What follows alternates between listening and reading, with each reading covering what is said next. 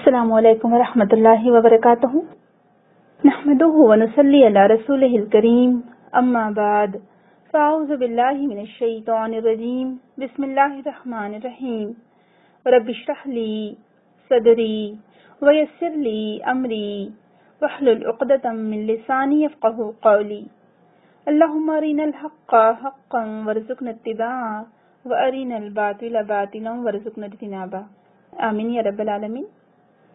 سورہ قیامہ کی آیت ہے، بسم اللہ الرحمن الرحیم، لا تحرک بہ لسانک لتعجل بہ ان علینا جمعہ وقرآنہ فإذا قرأناہ فاتبع قرآنہ ثم ان علینا بیانہ۔ آپ اپنی زبان کو جلدی جلدی حرکت نہ دیجیے، بے شک اس کا جمع کروا دینا اور پڑھوا دینا ہمارا کام ہے۔ جب قرآن پڑھا جائے تو آپ اس کی پیروی کریے، اس کو بیان کرنا یا کروا دینا ہمارے ذمے ہے۔ انشاءاللہ آج ہم لوگ قرآن کے تعلق سے نزول قرآن کے بارے میں، قرآن کی آیات کے بارے میں، قرآن کی تدوین کے بارے میں جاننے کی کوشش کریں گے کہ آیا قرآن کیسے نازل ہوا، کس طریقے سے نازل ہوا، اس کی کیسے حفاظت کی گئی، اس کو کیسے محفوظ کیا گیا، اس کو کیسے لکھا گیا، اور جب قرآن نازل ہو رہا تھا تو اس وقت آپ صلی اللہ علیہ وسلم کی کیفیت کیا ہوتی تھی۔ کیوں؟ کیونکہ ہم اللہ سبحانہ وتعالی کی کتاب پڑھنے جا رہے ہیں، ہمیں اس کے بارے میں معلوم ہونا چاہیے کہ ہمارے لیے اللہ سبحانہ وتعالی نے جو اتنی بہترین کتاب اپنا کلام اتارا ہے تو وہ کلام کی کیا اہمیت ہے، اس کی حفاظت اللہ سبحانہ وتعالی نے کیسے کی۔ ظاہر سی بات ہے یہ اللہ کا کلام ہے، اور سبحان اللہ، اللہ تعالیٰ کی عظمت، قدرت، اس کی ہیبت، اس کی کبریائی ہم سب جانتے ہیں کہ ہم اسے بیان نہیں کر سکتے اپنے الفاظ میں، کیونکہ کسی آنکھ نے اسے دیکھا نہیں ہے۔ لا یدرکہ الامثال، اس کے لیے مثال نہیں بیان کی جا سکتی، کسی آنکھ میں تاب نہیں کہ وہ اسے دیکھ سکے۔ آپ سب جانتے ہیں کہ جب موسیٰ علیہ السلام نے خواہش ظاہر کی تھی کہ اے اللہ تعالیٰ میں دیکھنا چاہتا ہوں، تو اللہ تعالیٰ نے فرمایا تھا کہ یہ ممکن نہیں ہے، اس پہاڑ کو دیکھو، اگر وہ اپنی جگہ برقرار رہے تو ٹھیک ہے۔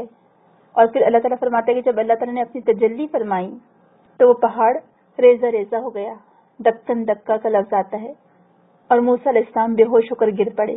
تو آپ سوچیں کہ صرف تجلی فرمائی تھی اللہ سبحانہ تعالیٰ نے پہاڑ پر تو وہ پہاڑ ریزہ ریزہ ہو گیا۔ تو سبحان اللہ، ہمارے رب کی قدرت، اس کی ہیبت، اس کی کبریائی ہم بیان ہی نہیں کر سکتے الفاظ میں۔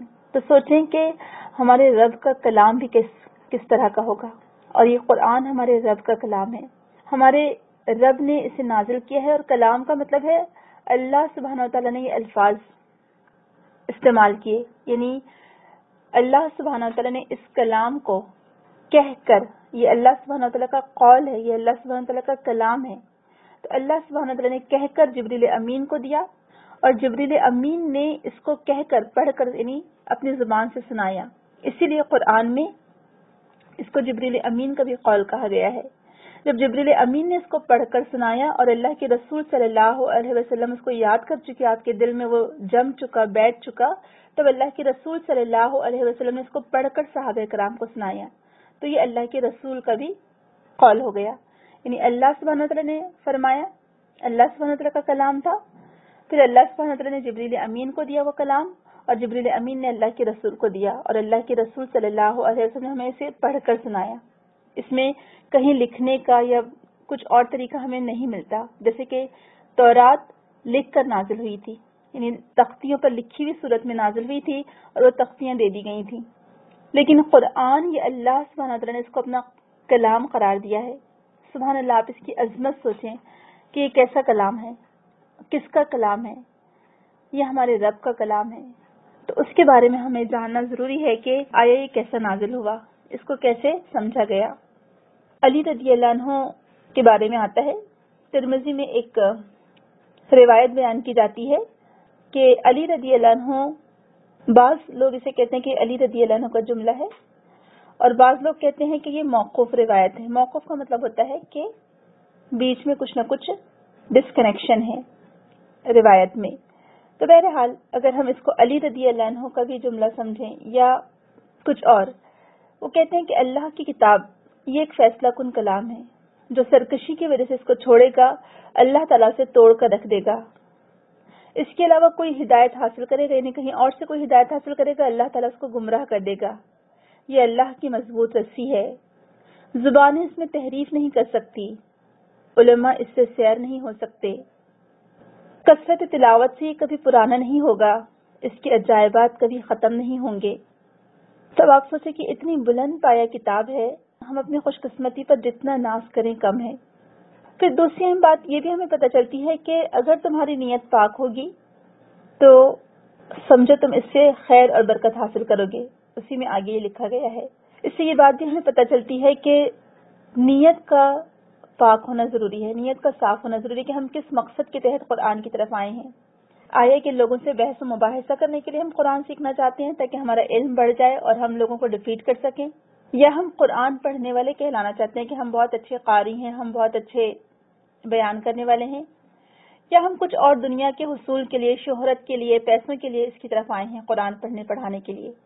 تو سب سے پہلے اپنی نیت کو صاف کر لیں کہ نہ ہم شہرت کے لیے آئے ہیں, نہ ہمیں اس سے کوئی دنیاوی فائدہ چاہیے یعنی مال و دولت, اور نہ ہی ہم اسے اس لیے سیکھ رہے ہیں اسے کہ لوگوں سے بحث و مباحثہ کر سکیں اور اپنی علم کی دھاک ان پر بٹھا سکیں, کیونکہ یہ تو صحیح حدیث سے پتہ چلتا ہے کہ جس نے شہرت کی خاطر اس علم کو سیکھا تو پھر اس کو قیامت کے دن وہی کچھ ملے گا. اسے کہہ دیا جائے گا کہ تمہیں لوگوں نے دنیا میں قاری کہہ دیا, اب جاؤ انہیں سے اپنا صلہ حاصل کرو, اور پھر اس کو جہنم کی آگ میں ڈال دیا جائے گا.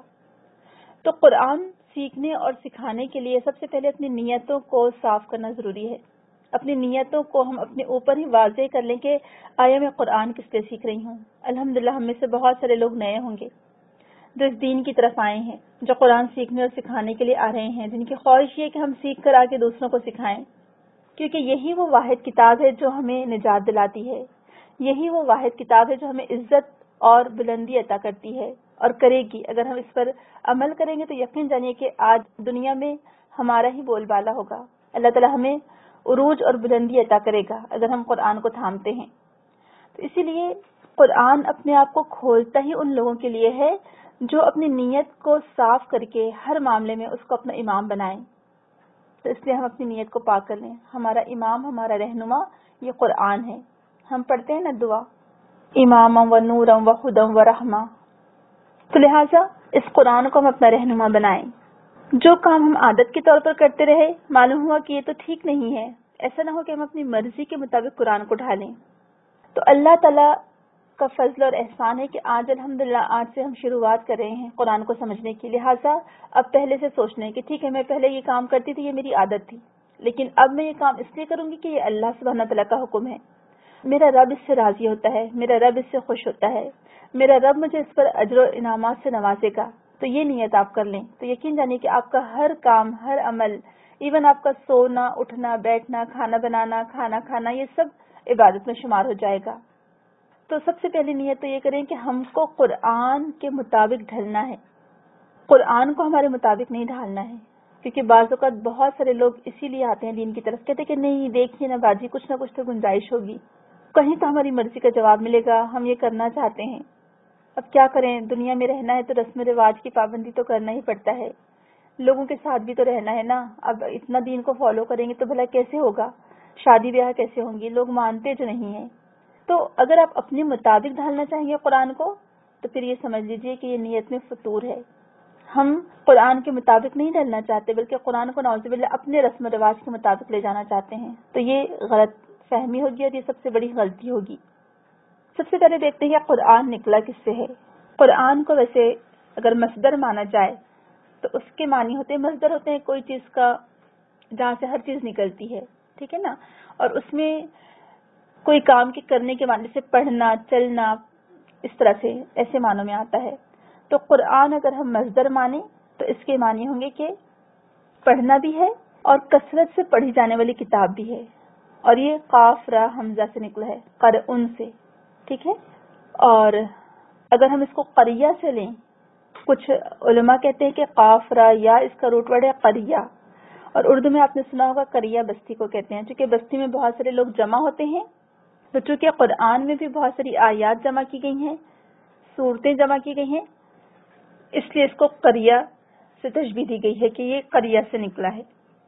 تو بہرحال قرآن ہو اس میں بھی پڑھنا، یہ پڑھانا ہے، یہ جمع کرنا، اور قریہ اس میں بھی آیت جمع ہوئی ہیں، تو یہ قرآن ہے اور اس کا یہ ایک ذاتی نام ہے قرآن۔ ویسے اس کے کئی نام آئے ہیں اور کچھ اسکالرس نے اس کے 55 نام گنوائے ہیں قرآن کے۔ سب سے مشہور نام جس کو قرآن نے خود سب سے زیادہ استعمال کیا ہے وہ قرآن ہی ہے، اور دوسرا نام فرقان آتا ہے، اور بھی بہت سارے نام آتے ہیں، نور بھی کہا گیا ہے، اس کو کتاب کہا گیا ہے، اور بھی بہت سارے نام ہیں، وقت رہا تو انشاءاللہ ہم آخر میں دیکھیں گے۔ سب سے پہلی بات یہ اللہ کا کلام ہے، تو اس کو اللہ سبحانہ تعالیٰ نے خود قرآن میں فرمایا کیا ہوا کلام اللہ، یہ اللہ کا کلام ہے۔ پھر اللہ کے بندے محمد صلی اللہ علیہ وسلم پر جبریل امین کے ذریعے نازل ہوا، آپ کے قلب مبارک پر نازل ہوا، اور اس کے نزول سے رسول اکرم صلی اللہ علیہ وسلم رسول بن گئے۔ اس سے پہلے تک اللہ کے رسول نہیں تھے، لیکن جیسے ہی قرآن نازل ہوا آپ رسول بن گئے، ٹھیک ہے۔ اور پہلی جو آیات نازل ہوئی تھی وہ سورہ علق کی ابتدائی آیات تھیں۔ بسم اللہ الرحمن الرحیم، اقرأ بسم ربک الذی خلق، خلق الانسان من علق، اقرأ وربک الاکرم، الذی علم بالقلم، علم الانسان ما لم یعلم۔ یہ ابتدائی 5 آیت ہیں جو پہلی وحی کی صورت میں نازل ہوئی۔ غار حرا میں اللہ کے رسول صلی اللہ علیہ وسلم تھے کہ جبریل امین وہاں پر آئے، انہوں نے آپ کو بھینچا پکڑ کے اور پھر یہ آیتیں آپ کو پڑھوائیں، جبکہ آپ کہتے جا رہے تھے کہ میں پڑھا ہوا نہیں ہوں، یعنی آپ کو پڑھنا لکھنا نہیں آتا تھا۔ پھر سب سے اہم بات، یہ ہر اعتبار سے محفوظ ہے، اس میں کہیں ذرا سی بھی کوئی تبدیلی نہیں آئی ہے، ایون نہ نقطوں کی، یعنی ڈاٹس کی بھی اس میں کوئی تبدیلی نہیں ہوئی۔ جو رکنے کے یعنی اوقاف جن کو ہم کہیں گے جہاں پر وقفہ آتا ہے، جہاں ہمیں رکنا ہے، تو ایون کہاں رکنا ہے اور کہاں نہیں رکنا ہے اس میں بھی ابھی تک کوئی تبدیلی نہیں آئی الحمدللہ۔ جہاں جہاں آپ صلی اللہ علیہ وسلم قرآن پڑھتے ہوئے رکے تھے وہ تمام جگہیں بھی آج تک معلوم ہیں، تو اس کی ہر طرح سے حفاظت ہوئی ہے، نہ اس کے آرڈر میں کوئی تبدیلی ہے، نہ فقہی اعتبار سے، اور نہ ہی کسی اور طرح سے اس کے معنی میں۔ من و ان، جیسے کا ویسا یہ نازل ہوا تھا ویسے کا ویسا ہی آج یہ موجود ہے الحمدللہ۔ کیوں؟ کیونکہ اس کی حفاظت کا ذمہ اللہ سبحانہ تعالیٰ نے خود لیا۔ پہلی جو دوسری کتابیں تھیں ان کو اللہ تعالیٰ نے ان لوگوں کے سپرد کیا تھا، جیسے تورات کے بارے میں آتا ہے کہ ہم نے بنی اسرائیل کو اس کا محافظ بنایا تھا، یا ہم نے ان کو دیا تھا کہ وہ اس کی حفاظت کریں، بنی اسرائیل کے علماء اس کی حفاظت کریں گے، لیکن انہوں نے اس کی حفاظت نہیں کی۔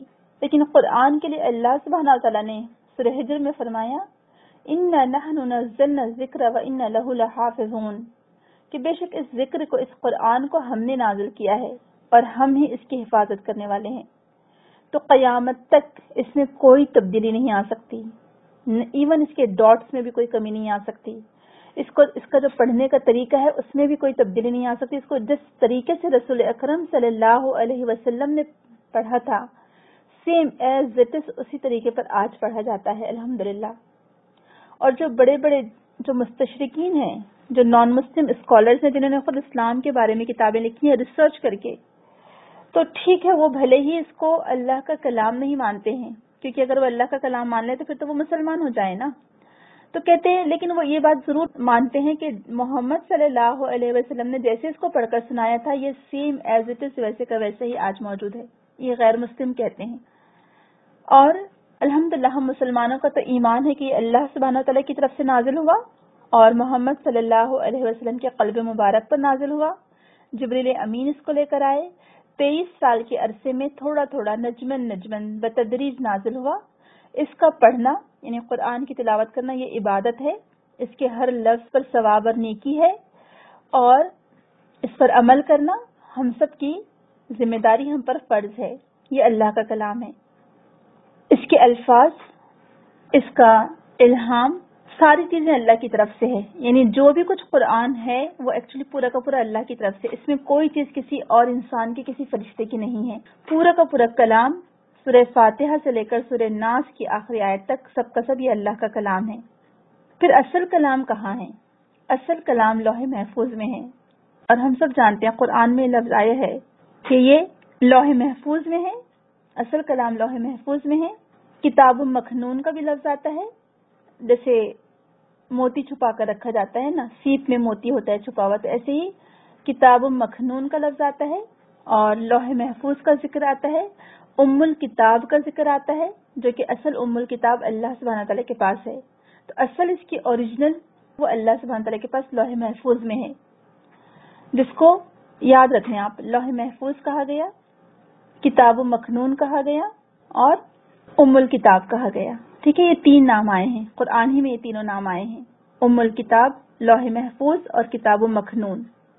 ہمارے پاس اس کی ایکچولی یعنی کاپی ہے، یعنی اللہ کے رسول صلی اللہ علیہ وسلم کے قلب مبارک پر نازل ہوا اور اللہ کے رسول نے پڑھ کر سنایا. تو جیسے آپ کو وہ اصل کاپی سے پڑھ کر سنایا گیا تھا، ویسے ہی اللہ کے رسول نے پڑھ کر سنا دیا. تو یہ ہمارے پاس اس کی کاپی ہے، سمجھیں.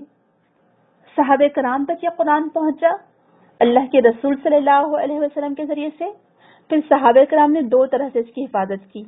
ایک حفظ کے ذریعے سے، انہوں نے حفظ کیا، اس کو سینوں میں محفوظ رکھا، اور یہ خوشخبری پہلے سے موجود تھی، یہ پیشن گوئی پہلے سے موجود تھی، جو ہمیں انجیل جتنا بھی بچہ کچھ حصہ ملتا ہے انجیل کا، اس میں یہ بات لکھی ہوئی ہے، ابھی تک موجود ہے کہ، اور جو اولڈ ٹیسٹیمنٹ ہے اس میں بھی موجود ہے کہ موسیٰ علیہ السلام کو مخاطب کر کے اللہ تعالیٰ نے فرمایا تھا کہ میں تجھی سے، تیرے بھائیوں میں سے ایک رسول بھیجوں گا اور اس کے منہ میں اپنا کلام ڈالوں گا. تو آپ دیکھیے وہی ہے. پھر انجیل میں ہمیں یہ ملتا ہے کہ ایک نبی آئیں گے جن کا نام احمد ہوگا، ان کے ساتھی کیسے ہوں گے، ان کے سینوں میں یہ کتاب ہوگی، محفوظ ہوگی. تو الحمدللہ یہ پہلے سے یہ پیشن گوئی انجیل میں بھی موجود ہے کہ صحابہ کرام کی اس میں تعریف کی گئی ہے، اور صحابہ کرام کے بارے میں بتایا گیا ہے کہ یہ جو کتاب ہوگی وہ ان کے سینوں میں محفوظ ہوگی. تو سب سے پہلا دور جو تھا اس کا وہ حفظ کا تھا کہ اللہ کے رسول صلی اللہ علیہ وسلم جیسے ہی سناتے تھے قرآن، وہ لوگ اس کو حفظ کر لیتے تھے. ظاہر سی بات ہے ان کو تو کتنا، آپ خود سوچے کہ ان کے سامنے اللہ کے رسول موجود ہیں، اللہ کا کلام نازل ہو رہا ہے، کتنا بڑا آنر تھا صحابہ کرام کے لیے، تو اسے کیوں نہ یاد کرتے. تو لاکھوں لوگوں کے دلوں میں ہے، اور آج بھی آپ دیکھیں کہ قرآن سے جیسی محبت ہم لوگوں کو ہے، اور اس کے لیے پھر ہم اپنے بچوں کو لگا دیتے ہیں اس میں حفظ کرنے میں، اور ایک جو خوشی ہوتی ہے حفظ کر کے، یقین جانے مجھے نہیں لگتا کہ کسی اور بات پر خوشی ہوتی ہوگی. چاہے ہمیں کتنے بھی بڑے بڑے سرٹیفکیٹس مل جائیں، لیکن اگر قرآن کی ایک سورت، کمپلیٹ سورت یاد کر کے جو خوشی ہوتی ہے، وہ خوشی ہمیں کسی اور چیز میں نہیں ہو سکتی. اور اسی لیے تو کہا گیا ہے کہ پڑھتا جا اور چڑھتا جا. جیسے تو دنیا میں خوش الحانی کے ساتھ قرآن پڑھتا تھا، جہاں تیری آخری آیت ہوگی وہی تیری منزل ہوگی. سبحان اللہ. یہ قرآن سے، قرآن کے حفظ کرنے سے، قرآن کے پڑھنے سے، قرآن کو سمجھنے سے آخرت میں درجات بلند ہوں گے. سوچیں ذرا، یہ ہمارے رب کا کلام ہے، یہ ہمارے رب کی کتاب ہے، یہ ہمارے رب کا آسمان سے آیا ہوا کلام ہے. ہمارے پاس یہی ایک واحد چیز ہے آج موجود. تو بھلا ہم اس سے کیسے بے اعتنائی برت سکتے ہیں، اس سے ہم کیسے لاپرواہی برت سکتے ہیں؟ کیا آج ہمیں قرآن صحیح طریقے سے پڑھنا آتا ہے؟ ہم نے جیسی محنت کرنی چاہیے تھی قرآن پڑھنے کے لیے کی ہم نے نہیں کی. پھر ہمیں دعویٰ ہے کہ ہم امت محمدیہ ہیں، ہم تو بخشے بخشائے ہیں. تو بھلا کیسے ہو سکتا ہے کہ اللہ کی کتاب سے محبت کے دعوے بھی ہیں اور اس کتاب کو ہم پڑھنا ہی نہیں جانتے؟ صحیح سے پڑھنے کا طریقہ بھی ہمیں نہ سیکھا ہم نے، نہ اس کے لیے کوشش کی جیسے کہ کوشش کرنی چاہیے. تو بہرحال، تو پہلا صحابہ نے اس کو حفظ کر کے محفوظ کیا، دوسرا قلم کے ذریعے سے کہ جو جو نازل ہوتا جاتا تھا لکھ لیا جاتا تھا. اور یہ شروع سے کاتبین وہی 4 خلفائے راشدین جو مکہ میں لکھنے والے تھے، 4 خلفائے راشدین تھے اور چند اور صحابہ کرام ہیں. اس کے بعد مدینہ میں بہت سارے صحابہ کرام بڑھ گئے تھے لکھنے والے، جس میں سب سے مشہور زید بن ثابت رضی اللہ عنہ ہیں اور کعب بن مالک ہیں، اور بھی بہت سارے صحابہ کرام ہیں، کیونکہ وہاں پر بہت سارے لوگ مزید لکھنا جانتے تھے. پھر کتنے سال میں نازل ہوا؟ اگر شمسی کیلنڈر کے حساب سے دیکھیں، سولار کیلنڈر کے لحاظ سے تو 22 سال، اور اگر قمری کیلنڈر کے لحاظ سے، لونار کیلنڈر کے لحاظ سے دیکھیں تو 23 سال میں نازل ہوا. تو آپ 23 سال کا ہی یاد رکھیں، کیونکہ ہم ہجری کیلنڈر کے لحاظ سے نہیں، لونار کیلنڈر کو ہی ہم فالو کرتے ہیں اپنے تمام اسلامی رولز میں. یعنی ہجرت سے 12 سال پہلے شروع ہوا تھا اس کا نزول. ہم سب جانتے ہیں نا کہ آفٹر 570 عیسوی، یعنی عیسیٰ علیہ السلام کے اوپر اٹھائے جانے کے بعد اللہ کے رسول پیدا ہوئے. پھر جب اللہ کے رسول صلی اللہ علیہ وسلم پیدا ہوئے تو 40 سال کی عمر تھی آپ کی جب آپ پر وحی کا سلسلہ شروع ہوا. تو 610 عیسوی میں قرآن کا نزول شروع ہوا، جو کہ 40 عام الفیل کہلاتا ہے. یعنی عام الفیل کے سال آپ پیدا ہوئے تھے اللہ کے رسول صلی اللہ علیہ وسلم، لہٰذا اس وقت اس کا نزول شروع ہوا اور رمضان کی رات میں نزول شروع ہوا. رمضان کا مہینہ تھا، یعنی شب قدر تھی. پھر کس علاقے میں نازل ہوا؟ تو سارے کا سارا قرآن عرب کے خطہ حجاز میں نازل ہوا. ٹھیک ہے، حجاز یہ وہ علاقہ ہے جس میں مکہ، مدینہ، طائف اور تبوک کا حصہ، یعنی جو اس کی آخری حد ہے وہ تبوک کا حصہ کہلاتا ہے. ایکچولی اس وقت 3 بڑے بڑے علاقے تھے وہاں پر، تہامہ، نجد اور حجاز. تہامہ ایک سائڈ ہے، نجد ایک سائڈ ہے اور بیچ میں حجاز ہے. حجاز اسی لیے کہا جاتا ہے کہ وہ دونوں کو سپریٹ کرتا ہے، یعنی ایک اوٹ آ گئی ہے بیچ میں، یعنی ایک پردہ آ گیا ہے. تو حجاز میں نازل ہوا اور اس میں 2 طرح سے اس کو ڈیوائڈ کیا گیا، مکی صورتیں اور مدنی صورتیں. تو ہجرت سے پہلے جتنی صورتیں ہوں گی وہ مکی کہلائیں گی اور ہجرت کے بعد جتنی صورتیں ہوں گی وہ مدنی کہلائیں گی.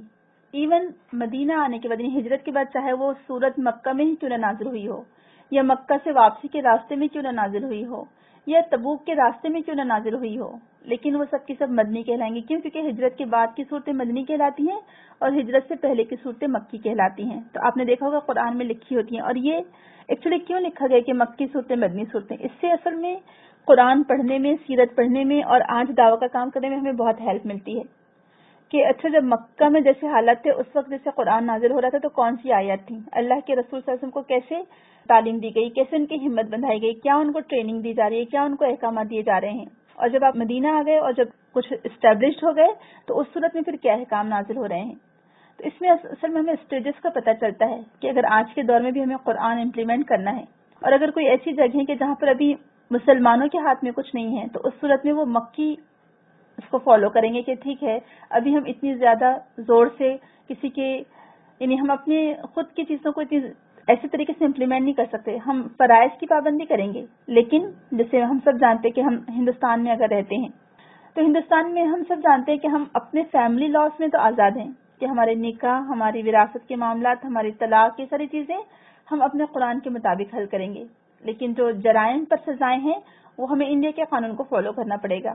تو اس طرح سے تو وہ مکی صورتیں سے ہمیں بہت مدد دیتی ہیں. 89 مکی صورتیں ہیں اور 25 مدنی صورتیں ہیں. ٹھیک ہے، کچھ تھوڑا سا اختلاف ہے کچھ صورتوں میں کہ لیکن وہ 1-2 کا ہے کہ یہ مکی ہے یا یہ مدنی ہے. تو بہرحال لیکن جو اپروکسیمیٹ جو فگر ہمارے سامنے بنتا ہے کہ 89 مکی اور 25 مدنی. مدنی صورتوں کی پہچان یہ کہ اس میں منافقین کے بارے میں ذکر ہے، جہاد کا حکم دیا گیا ہے، شریعت ہمیں ملتی ہے اس میں، یعنی مدنی صورتوں میں شریعت ملتی ہے، قانون ملتا ہے، اللہ سبحانہ تعالیٰ کے احکامات ملتے ہیں. اور مکی صورتوں میں اس میں زیادہ تر توحید، رسالت اور آخرت کا ذکر ہے. کلہ سے شروع ہوتی ہیں زیادہ تر مکی صورتیں. آدم علیہ السلام کا قصہ آپ کو ملے گا سوائے سورہ بقرہ کے، باقی تمام کی تمام مکی صورتوں میں آپ کو ملے گا آدم علیہ السلام کا قصہ، جو کہ تقریباً 7 مرتبہ آیا ہے. کلہ کا لفظ آئے گا مکی صورتوں میں. یا ایہن ناس کا ذکر آئے گا مکی صورتوں میں اور یا ایہا الذین آمنوا کا لفظ آئے گا مدنی صورتوں میں. اس میں سے 2 آیت ایسی ہیں سورہ بقرہ کی آخری 2 آیت جو زمین پر نازل نہیں ہوئی ہیں بلکہ آسمانوں پر معراج کے موقع پر نازل ہوئی، اور یہ اسپیشل تحفہ تھا اللہ کے رسول صلی اللہ علیہ وسلم کو. سبحان اللہ. اب ہم انشاءاللہ جب سورہ بقرہ نیکسٹ ہماری کلاس میں شروع کریں گے تب ہم اس کا ذکر کریں گے.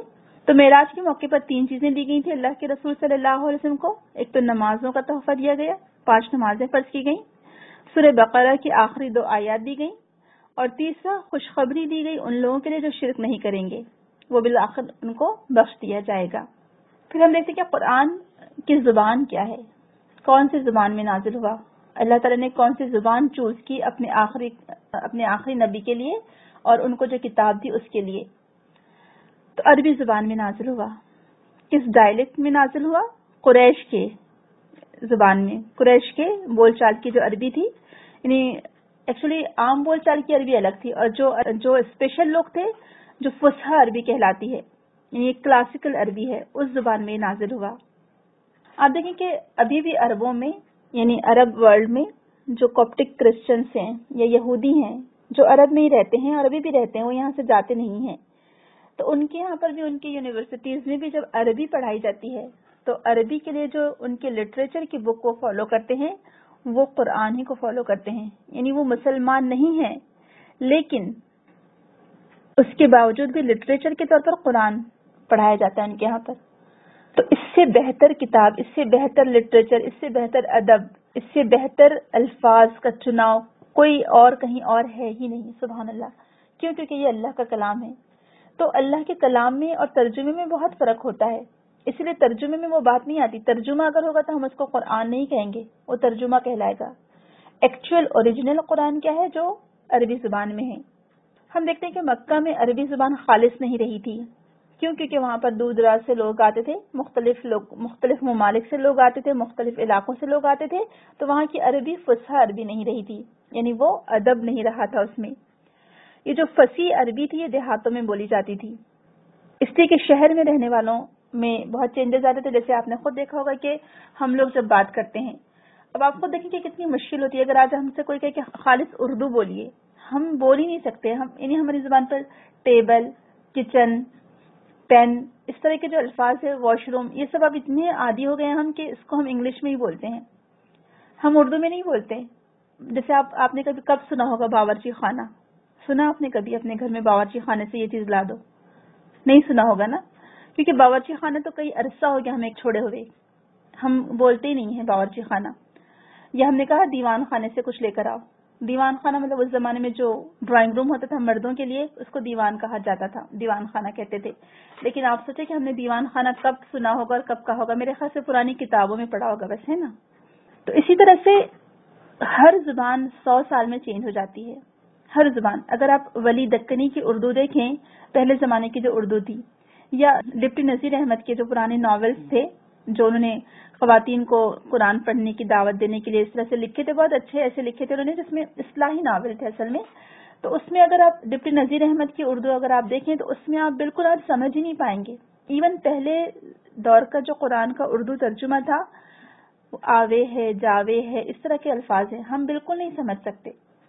تو ہر 100 سال میں ہر زبان چینج ہو جاتی ہے، لیکن سبحان اللہ عربی زبان جیسی تھی ویسی ہی ہے، اس میں کوئی چینجز نہیں آئے۔ کیوں؟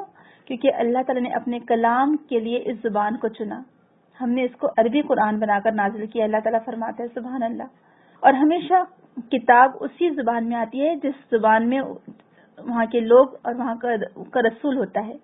جیسے کہ عیسیٰ علیہ السلام، ایک خیال ظاہر کیا جاتا ہے کیونکہ عیسیٰ علیہ السلام جس علاقے کے تھے وہاں پر آرامی بولی جاتی تھی، آرامی۔ تو ہو سکتا ہے انجیل آرامی زبان میں نازل ہوئی ہو یا عبرانی زبان میں نازل ہوئی ہو، نہیں جانتے، کیونکہ اس کا جو اوریجنل ٹیکسٹ ہے وہ تو ہے ہی نہیں بالکل بھی۔ جو پہلا ہم کو سب سے پرانا قدیم نسخہ ملتا ہے انجیل کا، وہ لیٹن زبان کا، یعنی جو اس زمانے میں، کیونکہ زیادہ تر یہ جو کرسچینٹی پھیلی وہ یونان سے ہی پھیلی، روم سے پھیلی، اور تورات ہم سب جانتے ہیں عبرانی زبان میں نازل ہوئی تھی۔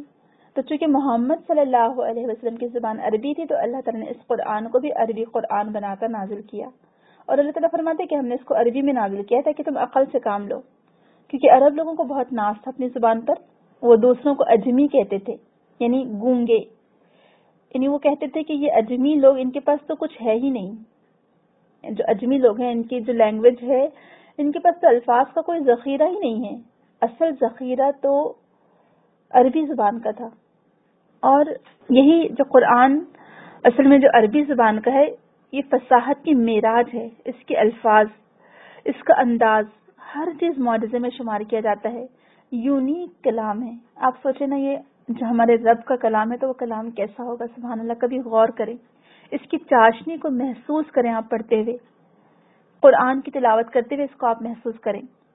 اور سب سے بڑھ کر کے قرآن نے الفاظ کو اس طرح استعمال کیا ہے جیسے کوئی جوہری قیمتی پتھر کو برابر رکھتا ہے، یعنی ہر لفظ اپنی جگہ بالکل اہم ہے۔ اسی لیے اسکالرز کہتے ہیں کہ اس کے الفاظ کو چینج نہیں کیا جا سکتا، اس کے الفاظ میں تبدیلی کی ہی نہیں جا سکتی، جو لفظ جہاں آیا ہے وہ وہیں ہونا چاہیے، آگے پیچھے نہیں ہو سکتا، سبحان اللہ۔ اس میں ایک ردھم ہے، ایک صوتی غنا کہہ سکتے ہیں، جس کو اللہ کے رسول نے فرمایا کہ قرآن کو اپنی آواز سے مزین کرو، یہ ہمیں حدیث کے الفاظ ملتے ہیں۔ تو انہیں قرآن کو جب تم پڑھو تو ایسے پڑھو کہ ایک ٹیون ہمیں محسوس ہو، ایک خوبصورتی ہے آواز کی، اس خوبصورتی کو تم بروئے کار لاؤ اپنی آواز کی قرآن پڑھتے ہوئے، یعنی اس کی جو غنہ ہے اس کو برابر اس کی جگہ دو، اس کا حق دو، اس کے جو مد ہیں اس کو برابر کھینچو، تو ایک خوبصورتی پیدا ہو جائے گی قرآن میں۔ تو اللہ تعالیٰ نے اس کی اس کے اندر ایک ایسا ردھم رکھا ہے، ایسی صوتی ہم آہنگی رکھی ہے کہ جو انسان کی فطرت، جو اس کی فطرت ہے، اس کو وہ چھیڑ دیتی ہے. اس کو یعنی ایک روح میں جو تازگی محسوس ہوتی ہے وہ قرآن سے ہوتی ہے. سبحان اللہ، واقعی میں اسی لیے دل اس کو پڑھ کر اطمینان پاتے ہیں. اللہ بذکر اللہ تطمئن القلوب، کہ دلوں کو اطمینان ہی سے نصیب ہوتا ہے. آپ سنیں کبھی قرات کسی کی، کسی قاری کی، اور اگر قرآن آپ کو آتا ہو الحمدللہ، اس کا مطلب آپ سمجھ رہے ہوں، آپ کو اس کا ترجمہ آتا ہو، آپ کو اس کی تفسیر بھی معلوم ہو، تو جو ایک سوز آپ کو ملے گا اس قرات میں کہ آپ اس طرح سے اس میں کھو جائیں گے کہ آپ کو دنیا کا ہوش ہی نہیں رہے گا. واقعی میں قرآن میں یہ تاثیر ہے، آپ کبھی محسوس کر کے دیکھیں. تو ہماری فطرت سے ہم آہنگ ہے، فطرت کے تاروں کو چھیڑ دیتا ہے. بہت خوبصورتی کے ساتھ الفاظ کو استعمال کیا گیا ہے. چونکہ عربوں کو اپنی زبان پر بہت ناز تھا، اس لیے وہ دوسری زبانوں کو اجمی کہتے تھے، جیسے کہ کوئی گونگا ہو. تو اسی لیے اللہ تعالیٰ نے یہ ایک ایسا معجزہ نازل کیا کہ عرب لوگ بھی دنگ رہ گئے اور وہ اس کا جواب نہیں لا سکے. آج تک چیلنج ہے ان لوگوں کو، لیکن اس چیلنج کو آج تک کوئی پورا نہیں کر سکا اور نہ کر سکے گا قیامت تک، کیونکہ اللہ تعالیٰ کا کلام ہے، اس کا مقابلہ کوئی نہیں کر سکتا. جیسے کہ پچھلی دفعہ آپ سے کہا تھا کہ لبید ایک شاعر تھے، جب وہ اسلام لے آئے تو شاعری چھوڑ دی. اور جب لوگوں نے ان سے پوچھا کہ کیوں چھوڑ دی شاعری، تو کہنے لگے ابعد القرآن، کیا قرآن کے بعد بھی کوئی شعر کہہ سکتا ہے؟ حالانکہ شعر نہیں ہے. اور کیوں عربی میں نازل کیا؟ کیونکہ اس زبان میں بہت وسعت ہے، اور یہ عربوں کی عادت تھی کہ جس چیز سے ان کو زیادہ محبت ہوتی ہے، جس چیز کے بارے میں وہ زیادہ حساس ہوتے، اس کے کئی کئی نام دے دیتے تھے. جیسے سورہ فاتحہ کے بھی ہم جانتے ہیں بہت سارے نام ہیں. تو یہ عربوں کی خاص عادت تھی کہ وہ جس چیز کو پسند کرتے تھے اس کے بہت سارے نام رکھ دیتے تھے، اور ایک ہی مادے سے، یعنی سبحان اللہ، یہ عربی کی خاصیت ہے کہ ایک مادے سے 600 الفاظ بنتے ہیں. اگر آپ لوگوں میں سے کسی نے عربی گرامر پڑھی ہوگی تو آپ لوگ جانتے ہیں کہ صرف اور نحو، جو صرف ہے پھیرنا، یعنی ایک مادے کو پھیر پھیر کر، پھرا کے، اس کو چینج کر کر کے آپ اس کے کتنے الفاظ بنا سکتے ہیں؟ تو 600 تک الفاظ بن سکتے ہیں. سبحان اللہ. اور ہر لفظ کے بنیادی معنی وہی ہوں گے، لیکن ان کو پھیرنے کی وجہ سے تبدیلیاں آتی چلی جائے گی. تو دنیا کی کسی زبان میں یہ چیز نہیں ملے گی آپ کو. اللہ تعالیٰ نے منتخب کیا اپنے کلام کے لیے زبان کو، تو کچھ نہ کچھ خوبی تو ہوگی اس میں. سبحان اللہ. تو صرف تلوار کے لیے آپ امیجن نہیں کر سکتے، تلوار کے لیے 5000 لفظ آئے ہیں. ہماری زبان میں کتنے لفظ آتے ہیں تلوار کے لیے؟ آپ کہیں، آپ کو یاد آئے گا. جیسے میں اکثر جب بھی قرآن سے ریلیٹڈ کوئی کہیں پر ہوتی ہے بات، تو میں یہی کہتی ہوں کہ ہم تلوار کے لیے کتنے لفظ استعمال کرتے ہیں. ایک تو تلوار ہے، دوسرا ہے شمشیر، تیسرا ہے سیف، ہے نا؟ ان 3 الفاظ سے زیادہ کچھ آ رہا ہے؟ شمشیر، سیف، تلوار. انگلش میں تو آپ دیکھیں کہ مجھے تو یاد نہیں پڑتا سورڈ کے علاوہ، ویسے میری بہت کمزور ہے انگلش، لیکن ہمیں نہیں یاد پڑتا کہ اس کے علاوہ کوئی اور لفظ یاد آتا ہے انگلش میں. لیکن عربی زبان میں صرف تلوار کے لیے 5000 سے زیادہ لفظ آئے ہیں. سوچیں ذرا. اور گھوڑوں کے لیے بھی انہوں نے اتنے نام رکھے کیونکہ گھوڑے اس زمانے میں ایک بہت قیمتی شے مانی جاتی تھی، اور ان کو اپنے گھوڑوں کی نسلیں تک یاد ہوتی تھی. وہ 100 نسلوں تک اپنے گھوڑوں کی نسلیں یاد رکھتے تھے. سبحان اللہ. آپ سے کتنا ان کا حافظہ تیز تھا.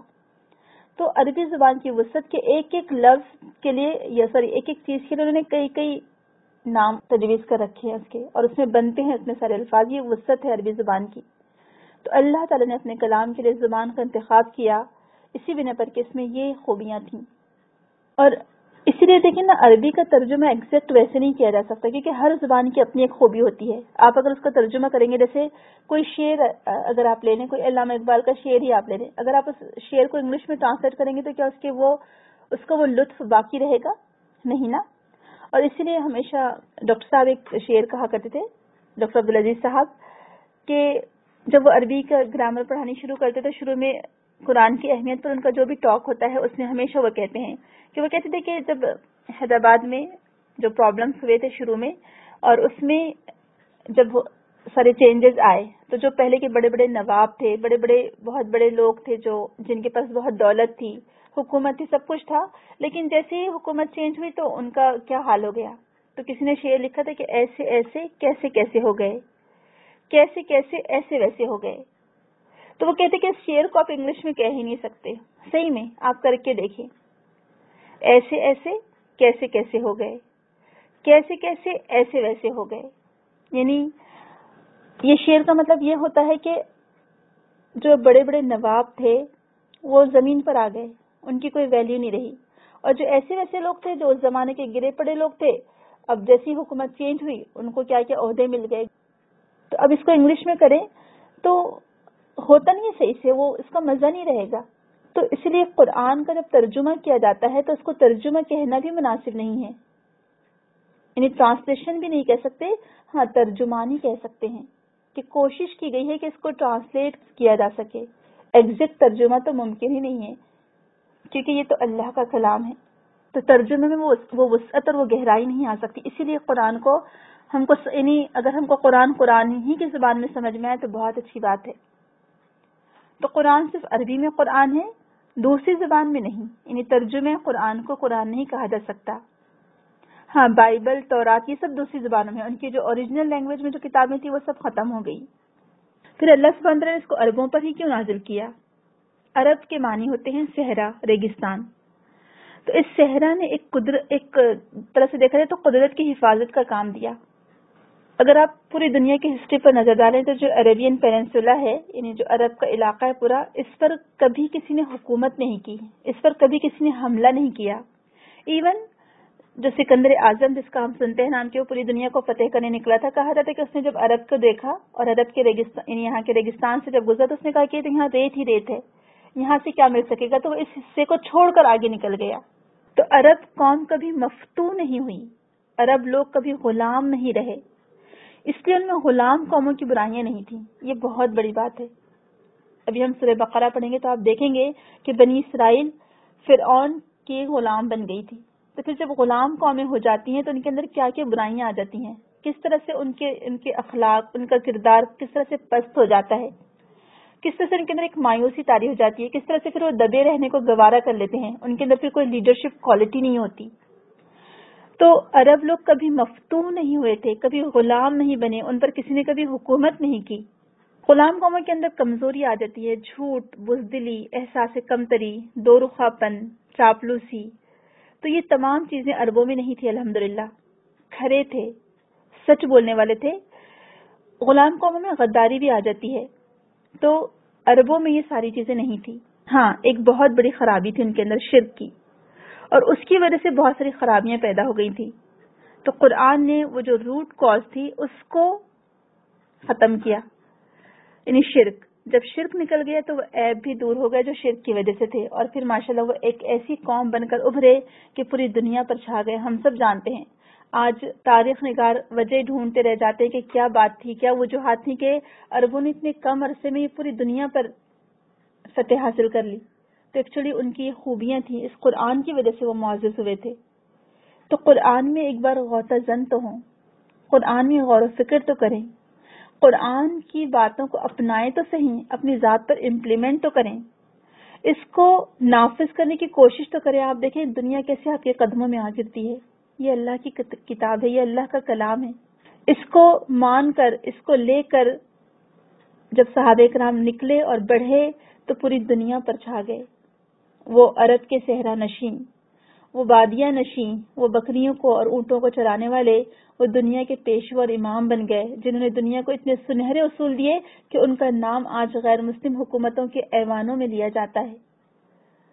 ان کی باتیں آج جو یونو ہے اس کے ہال میں لکھی جاتی ہیں. عمر رضی اللہ عنہ کا جملہ آج بھی لکھا ہوا ہے کہ ان کی ماؤں نے تو انہیں آزاد جنا تھا، تو تم نے انہیں کب سے غلام بنا لیا. یہ صحابہ کرام یہ قرآن کو جب لے کر اٹھے، قرآن کی دعوت کو لے کر اٹھے تو اللہ تعالیٰ نے ان کو پوری دنیا میں عزت دے دی، اور آج بھی ان کی عزت ہے. الحمدللہ ان کا نام ادب اور احترام سے ہی لیا جاتا ہے، ایون غیر مسلم بھی. تو قرآن میں ڈوب کر تو دیکھیں، اس میں غوطہ زن تو ہوں، اس میں غور و فکر تو کریں، اس میں تدبر تو کریں. آپ دیکھیں قرآن کیسے کھولتا ہے آپ کو اپنے لیے، آپ کے لیے، اپنے آپ کو. قرآن میں ہو غوطہ زن اے مرد مسلمان، اللہ کرے تجھ کو عطا جدت کردار.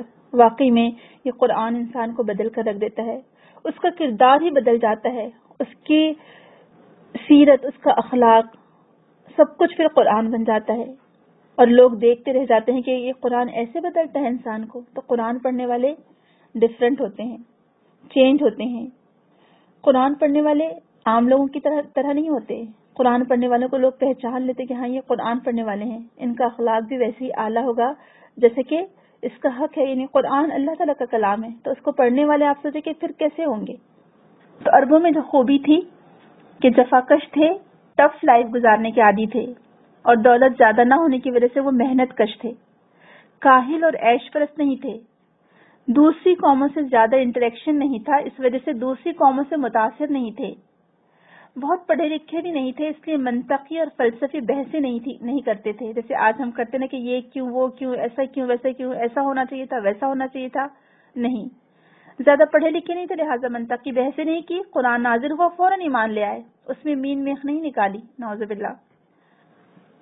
اگر اللہ تعالیٰ یہی قرآن رومن پر اتار دیتا یا ایرانیوں پر بھی اتار سکتا تھا، اللہ تعالیٰ اس وقت کی بہترین سویلائزڈ قومیں تھی، لیکن اللہ تعالیٰ نے عربوں کو چنا، کیوں؟ کیونکہ ان کے اندر بہت ساری خوبیاں تھیں، بس چند خامیاں تھیں، تو اس لیے اللہ تعالیٰ نے عربوں کو چنا۔ بہت زیادہ انٹلیکچوئل نہیں تھے، اس لیے منطقی اور فلسفی بحثیں نہیں کی، الحمدللہ۔ اسی لیے بہت زیادہ سوال نہیں کرتے تھے کہ کب، کیوں اور کیسے، جیسے آج ہم لوگ کرتے ہیں۔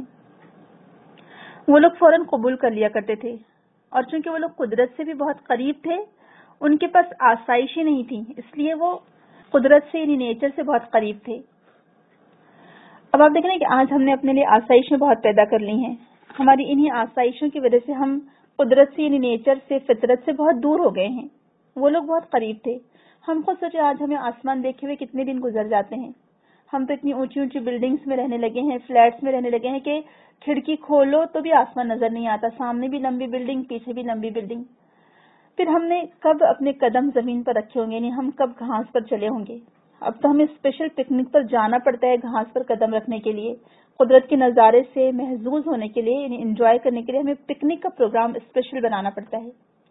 وہ لوگ روزانہ صحرا میں رہتے تھے، آسمان دیکھتے تھے، باہر ان کا گزارا تھا، روز صبح بھی آسمان دیکھتے، رات میں بھی آسمان دیکھتے تھے۔